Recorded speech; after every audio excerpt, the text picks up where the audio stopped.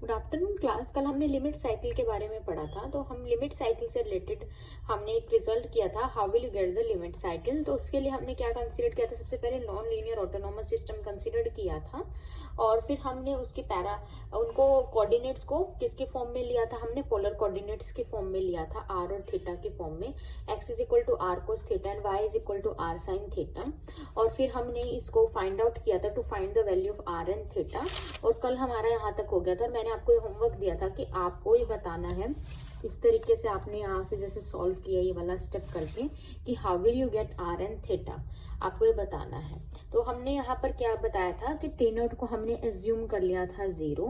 जब T note को 0 assume किया था तो theta is equal to minus of T. R की वैल्यू क्या थी, 1/1 प्लस सी की पावर -2t रूट। थीटा कितना आ गया था, -t आ गया था। आर और थीटा की वैल्यू हमने यहाँ पर जो एक्स लेट किया है आर कोस थीटा और वाई लेट किया आर साइन थीटा, इसमें आर और थीटा, थीटा कितना -t, इधर भी -t, आर की वैल्यू पुट कर दी। You know that cos of minus theta is cos of theta. -t put करेंगे, यहाँ t आ जाएगा और इधर माइनस बाहर आ जाएगा साइन में, जैसे कि मैंने बताया था आर की वैल्यू साइन में माइनस बाहर आ जाएगा, यहाँ माइनस नहीं बाहर आता, और ये ऐसा रहेगा क्लास आपके पास, ठीक है।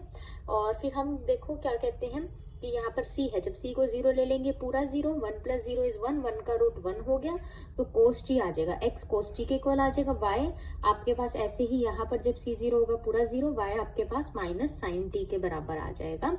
तो ये पाथ क्या है, जो ये पाथ बना रहा है x is equal to cos t, y is equal to minus sine t, unit circle बना रहा है। This solution define the path of 1 in xy plane. तो आपके पास ये कैसा बना रहा है, अगर c 0 है तो जो पाथ है वो क्या बन रहा है, x² + y² is equal to 1, ठीक है। अब आपके पास यहाँ से क्योंकि x कितना है, cos t, cos² t, y कितना है, माइनस साइन t, माइनस का स्क्वायर करेंगे प्लस आ जाएगा। You know that cos² t + sin² t 1 होता है, तो x² + y² 1 आ गया। तो ये एक सर्कल है जिसका सेंटर 0 0 है, यूनिट सर्कल है विद रेडियस 1 1 है, ठीक है। इफ c इज 0 पाथ क्या है, सर्कुलर है। If c is non 0 path कैसा है, क्लोज्ड नहीं है लेकिन स्पाइरल लाइक बिहेवियर है। नॉन 0 है तो यानी कि x और y की वैल्यू इसी के टर्म्स में ऐसे ही रहेगी, तो स्पाइरल लाइक बिहेवियर है। ये तो था 0 और नॉन 0। नॉन 0 में भी ग्रेटर देन 0, लेस देन 0 कुछ भी हो सकता है। अगर c ग्रेटर देन 0 है, स्पाइरल लाई कर रहा है इनसाइड द सर्कल। हमने करा था ना कि कल हमने जो है लिमिट साइकिल की डेफिनेशन की थी कि आपको कैसे मिलेगी लिमिट साइकिल। हमने कहा था कि एक क्लोज्ड पाथ है एक सिस्टम 1 का, जो कि उस क्लोज्ड पाथ को एक स्पाइरल अप्रोच कर रहा है, ठीक है। As T approaches to plus या माइनस इन्फिनिटी, उसको हम लिमिट साइकिल कहेंगे। सिमिलर विद हेयर आपके पास if c is greater than 0 the path are spiral lying inside the circle. If c is positive path in circle के inside lie करेगा, अगर c negative है तो पाथ सर्कल के outside lie करेगा as t approaches to plus infinity. ये हमारा article था क्लास, ठीक है। तो इस तरीके से आप इसको डायग्राम के टर्म्स में रिप्रेजेंट कर सकते हैं कि सर्कल के अंदर स्पाइरल लाइक पाथ एग्जिस्ट करेगा इफ c इज पॉजिटिव, और सर्कल के बाहर, ये सर्कल और सर्कल के बाहर स्पाइरल लाइक पाथ एग्जिस्ट करेगा if c is negative. Since the close path हमारा क्या है, जिसकी इक्वेशन क्या है, सर्कल के x² + y² is equal to 1 suppose spirally. तो इसका मतलब क्या हुआ, जब आपके पास दोनों ही केसेस में ये स्पाइरली अप्रोच कर रहा है, इधर क्या कर रहा है, इधर ये इनसाइड टू आउटसाइड मूव कर रहा है, यानी सर्कल की तरफ, क्योंकि सर्कल के अंदर है हमारा स्पाइरल लाइक पाथ, तो इनसाइड टू आउटसाइड सर्कल की तरफ मूव कर रहा है। इधर ये सर्कल है और ये बाहर की तरफ आपके पास क्या करेगा, ये किसकी तरफ, बाहर की तरफ करेगा। यहाँ पर एरो आएगा इनसाइड, ये इनसाइड सर्कल की तरफ अप्रोच करेगा। तो आपके पास ये जो है लिमिट साइकिल हमने इस तरीके से फाइंड आउट कर ली। तो हमने जो फर्स्ट स्टेप था वो ये था कि नॉन लीनियर सिस्टम को हमने कन्वर्ट किया, जो ये इक्वेशन है इसको पोलर कोऑर्डिनेट में कन्वर्ट किया, फिर वहां से आर थीटा की वैल्यू निकाल के you will get the closed path और limit cycle. Next very important theorem है आपके पास, इसका डायरेक्ट ये आ सकता है, आपके पास डायरेक्ट क्या आ सकता है, बेंडिसन्स नॉन एग्जिस्टेंस थ्योरम को आपने स्टेट एंड प्रूव करना है। तो जरूरी नहीं आपको एग्जाम में स्टेटमेंट दी होगी, तो आपको जो है इसकी स्टेटमेंट भी याद रखनी है। क्या कहते हैं statement, let D be a domain in X Y plane and a given autonomous system. एक ऑटोनोमस सिस्टम है dx/dt is equal to px y and dy/dt is equal to qx y, where p and q are continuous first partial derivative in domain D। Suppose that अब आपके पास partial order derivative करते हैं P X Y का with respect to X, partial derivative Q X Y का with respect to Y, partial derivative has the same sign throughout the domain D, then the system has no close path in domain D. कहते हैं कि अगर आपके पास जो है ये partial derivative consider करें उनका सेम साइन हो पूरी डोमेन में, तो इसका मतलब सिस्टम के पास कोई भी क्लोज्ड पाथ नहीं है उस डोमेन में। ठीक है, ये स्टेटमेंट कहती हैं बेंडिसन्स थ्योरम की।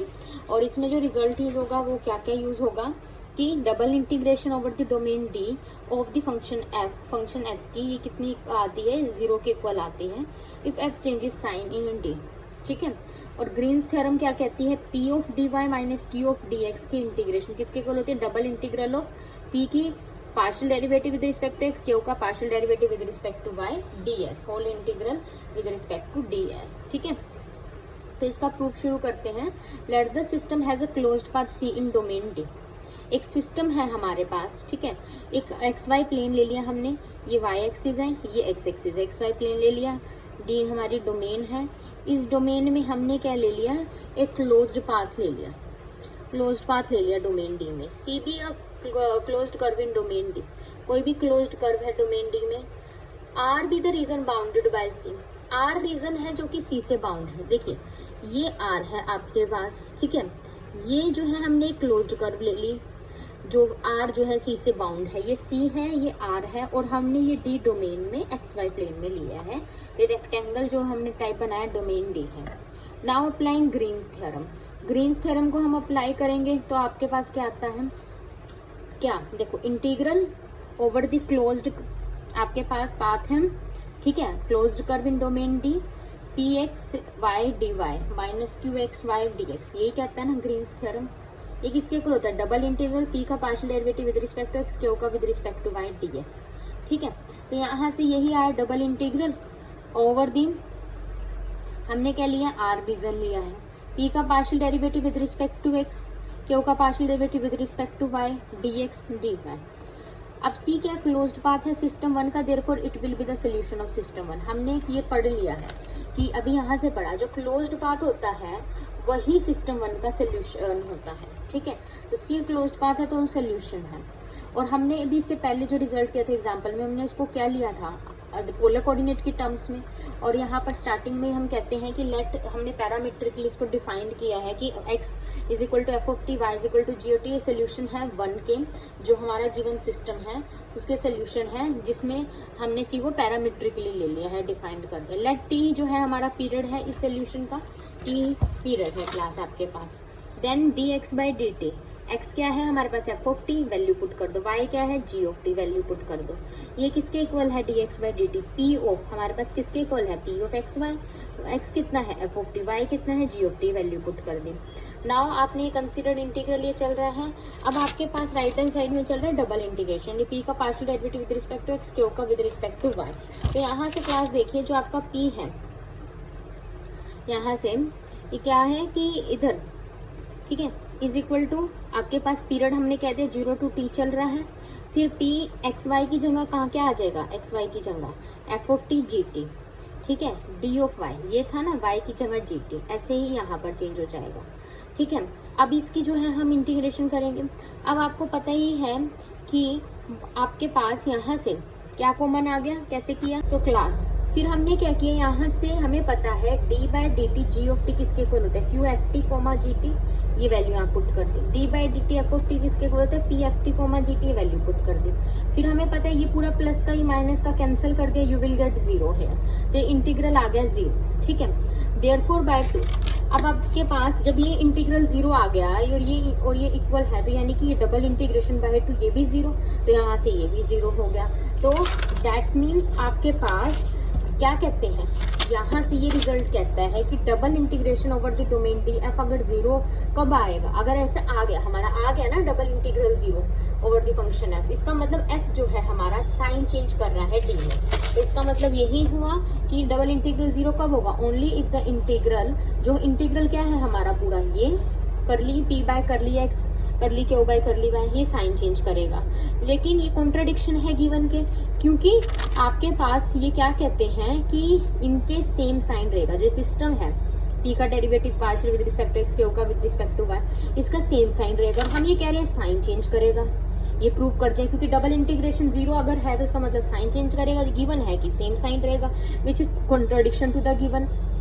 तो हमने जो है आपको ये मान के चला था कि सी क्लोज्ड पाथ है, हमें ज्यूम करके चले थे। इसका मतलब सी जिसके ओवर ली थी ना इंटीग्रेशन, सी के ओवर क्लोज्ड पाथ है, इसका मतलब सी क्लोज्ड पाथ नहीं है। This given system has no closed path in domain D, इसका मतलब गिवन सिस्टम के पास कोई भी क्लोज्ड पाथ नहीं है। ठीक है, जैसे कि आपको एक एग्जांपल से हम डिस्कस करते हैं। सपोज करो आपके पास एक autonomous system, non linear autonomous system दिया जा रहा है। नॉन लीनियर क्यों? क्योंकि इसमें एक्स क्यूब की टर्म आ गई। नॉन लीनियर ऑटोनोमस सिस्टम है, हमें प्रूव करना है इसके पास कोई भी क्लोज्ड पाथ नहीं है डोमेन डी में। तो यही वाला रिजल्ट लगेगा, बेंडिसन्स रिजल्ट लगेगा एग्जिस्टेंस थ्योरम। तो ये देखो क्या कहती है इस result, Bendixson's non existence theorem के according D domain X Y plane में ऑटोनोमस सिस्टम है हमारे पास। तो हमने क्या प्रूव किया है, यहाँ पर इनके पार्शियल ऑर्डर डेरिवेटिव का सेम साइन रहेगा। तो इसका मतलब सिस्टम के पास कोई क्लोज्ड पाथ नहीं है। तो उसके लिए ही हमने फिर पार्शियल ऑर्डर डेरिवेटिव इंट्रोड्यूस करें। ठीक है, कंपेयरिंग जब हमने इसको वन सिस्टम को हमने जर्नल से कंपेयर किया तो ये क्या बनता है हमारे पास, यही होता है ना कि ये क्या बनता है, A X plus B Y plus P X Y. तो ये हमारा पी एक्स वाई है, ये क्यू एक्स वाई है। तो आपका सॉरी रादर इसमें सॉरी हाँ यस सॉरी ये वो वाला नहीं, इसमें हमने क्या लिया है, D X by D T is equal to P X Y, ये लिया है। तो पूरा लिया है तो ये पूरा आएगा, यहाँ से ये पूरा पी एक्स वाई होगा और ये पूरा क्यू एक्स वाई होगा।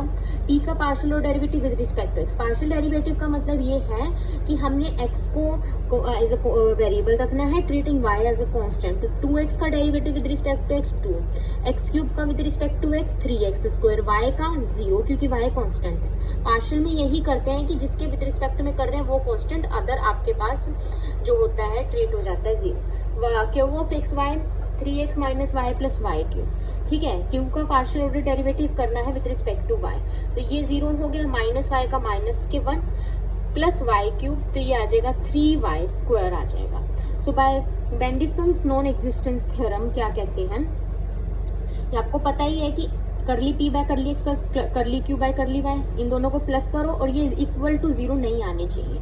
अगर इक्वल टू 0 नहीं है तब हम कहेंगे कि इनके पास क्लोज्ड पाथ नहीं है। तो जब हमने इन दोनों को ऐड किया तो ऐड करके देखते हैं कि इनमें से ऐड करके देखो X square plus Y square, अगर ये भी 0 हो जाए फिर भी 1 तो बचेगा, 1 is greater than 0 we no.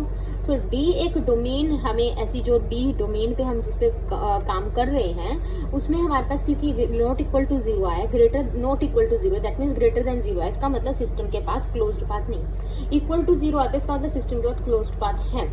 ठीक है, तो इसका मतलब सिस्टम के पास कोई क्लोज्ड पाथ नहीं है इस डी डोमेन में। Okay class.